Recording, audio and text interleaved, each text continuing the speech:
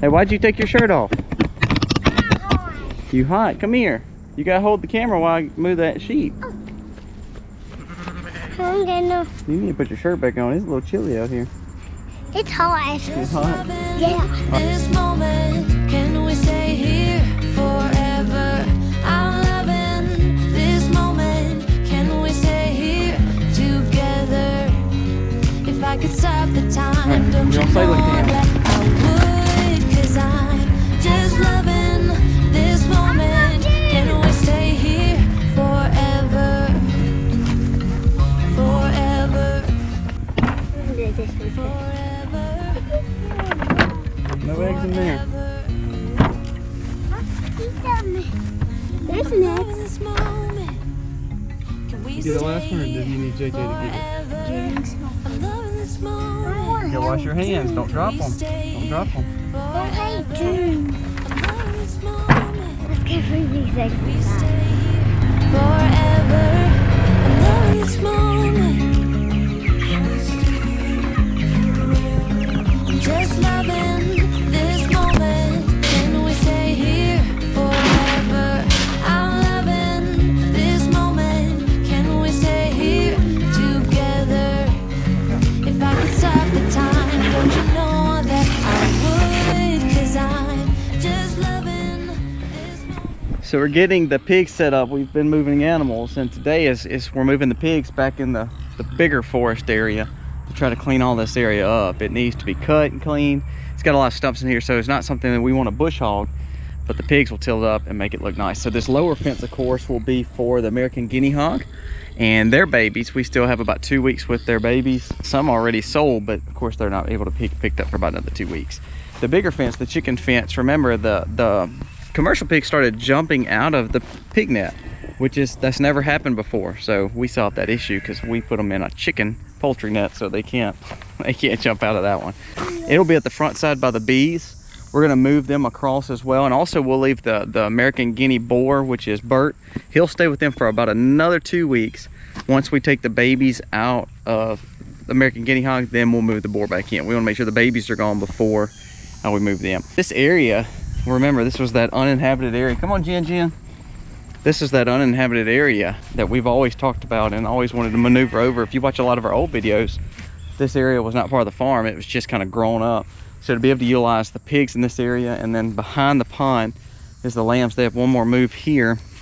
It just helps us to really make it look nice and keep this area over here utilizing. Come on, bud. So we're excited about that. We do have a little washout from our pond. We need to get fixed right here. And also our hose only reaches to right here, so we have to still kind of carry water. But man, look at that spider. I didn't see the spider. You see that spider? Come on, let's go. So we do need to, there's a little work we need to do because it is kind of hard. It's kind of impassable on this end, but you know, look how pretty. They have the prettiest view, I think. They're sitting on the U of the lake. We always say we want to put a cabin over here, and we haven't. But this is the prettiest part because you're surrounded in this little peninsula by the lake.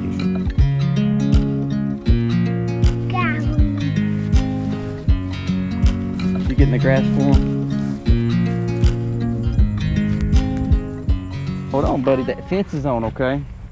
We gotta get some feed. We're actually gonna add a third net and not take them out of the area they're in. They still have a lot of grass right there, but I need to get this other side of the grass taken and eaten. I need to move them today, but at the same time, I don't need to move them off the grass they're on. So I think I'm gonna just expand their net, and that way they have 3 nets instead of 2.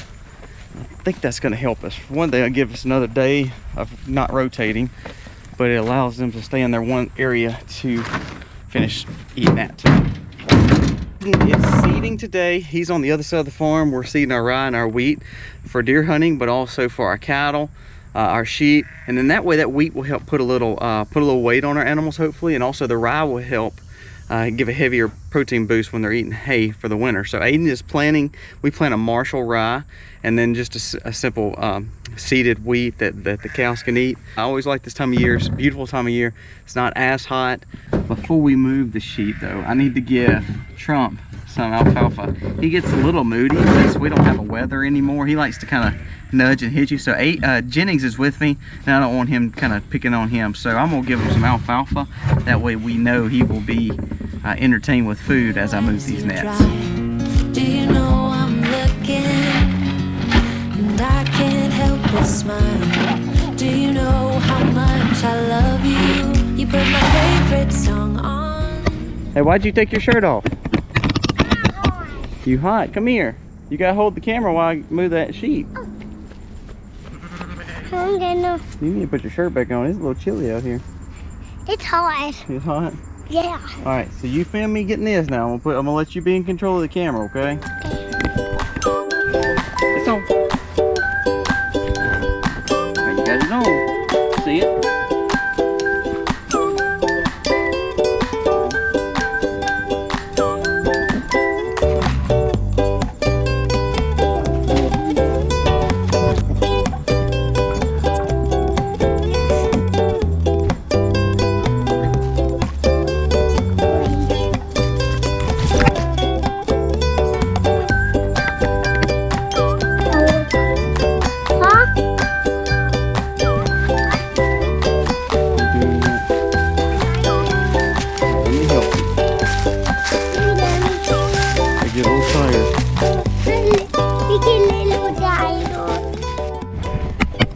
Alright, we got the commercial pigs moved. Two things that make your pigs taste better. One, they don't follow directions and they run the opposite way of where you want them to go. Key point, first one. But in all truthfulness, when your pigs can eat in a forest like this, there is just all kind of wild hedge and plants and grass, and they have feed, and they're also eating these mushrooms. They're also eating just all this stuff growing. Look at them, they're beautiful pigs. If you're not growing pigs in a forest like this, you need to. I challenge you to really do it, moving them, because it is really good for them, and they can clean up an area for you. This is right behind our bees, and again, with a lot of stumps in the forest like we just talked about, it's kind of hard to bush hog all this. So me and Aiden got them moved. They're going to be able to clear out this part of the forest and make it look better. And also, just like Aiden just a second ago, as we were moving the pigs, there's a little copperhead right there. And when we're able to put the pigs in here, we can see it a lot better. We'd have never saw them if it wasn't for that area being clean. And like all this tree mess right here, this is why we kind of let this be last, because that is just snaky. Next time when we move them, it'll be really cool. And that way we know that if there's snakes there, the pigs will eat them, but also they'll hopefully leave us alone. This area needs cleaning up, don't it? Badly. It's terrible. So. Plus, we ain't got to cut behind the bees. It makes it really nice. But that's what they're doing. You see them rooting around. They've already ate their food, and now they're just rooting all the way around it, tilling it all up. He will be the one we process in December, January here on the farm. So we're excited about him. He's already, I'd say he's probably a good, what do you say, 150? He's growing off really good. This is one of our cuts. He's our other one. He's not growing as fast. I mean, he's looking good too, but he'll probably be more of a spring hog.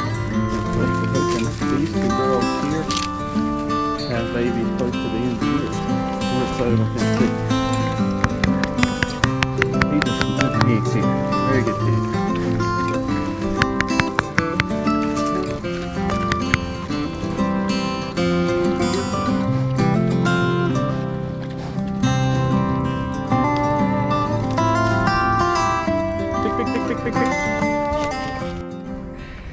Man, these pigs were a problem today. I ate sausage and I guess they got upset.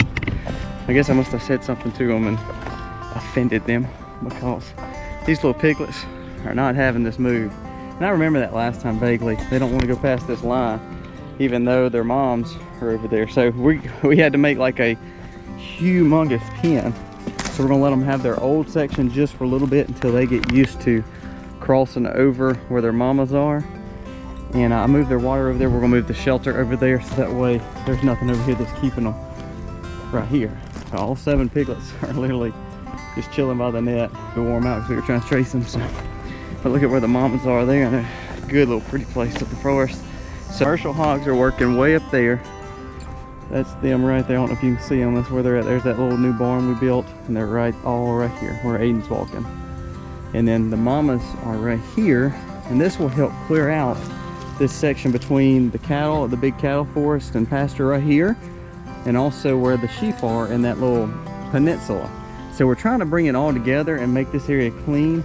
This is going to still stay a pig forest, but it's going to make it more habitable and not just kind of wild, because right now it's wild. I'd love to take in some more of these woods one day, and we may, but right now that's not our concern. The main thing is clean this area up. One thing about homesteading and your land, it's not that you need a lot of land at all. Just understand you need to utilize your land. So right now I can't really utilize this land because you see I have overgrowth here, and I need to get this taken care of. So before I open up more land to stress me out and to not really have enough animals to run on it, I want to keep what I have going really well. So this will feed them. These are foraging hogs. They are literally eating the grass. They're not even eating their feed right now. They're eating grass, and they're eating all the hedges, which is amazing. That's why I love these American guinea hogs, these large hogs.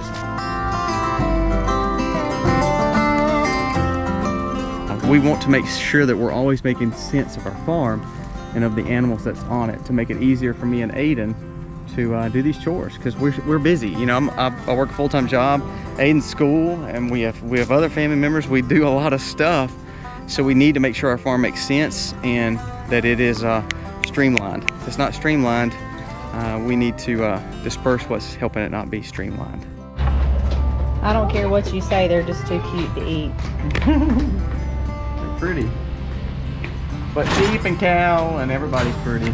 It's just part of it. Yeah, but these bunnies are pretty. They spilled their food. I know, so now we gotta give them some more. Yep. I love when they're like this, laid out. Laid out. I think that's so pretty. They nibbled on that okra I gave them. I gave them a piece of okra. Mm-hmm. I don't know what looks better than those boots, but you in those boots. I don't think so. I actually thought, because it had rained so much, I come out here the other day, it was still really, really wet, and I thought, well, if I'm gonna be out there pulling a water hose, I better put my boots on. But I guess it has been hotter than I gave it credit for. Actually, the stuff in the greenhouse does not look that great. I guess I underestimated how hot it got. Sad. Yeah, it is wilting. They're sad plants. All right, that's enough. That's enough. That's enough. Hey, you still don't have a shirt on.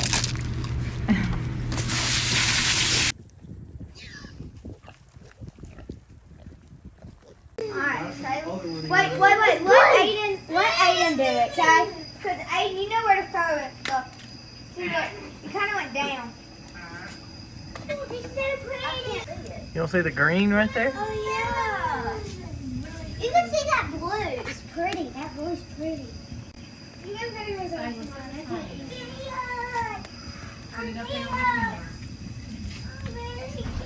We're ending a really long day out by the fire with some dessert, some French toast. What did you say? Cinnamon French toast bread pudding mix. I don't really know what it is. It's kind of our made up dessert. And it is a lovely afternoon, and we're enjoying the fuller fire. Thanks to Wood Farms. And we're gonna relax and then call it a day. We are tired. Put your favorite song Happy homesteading, y'all. on, just to wake you up when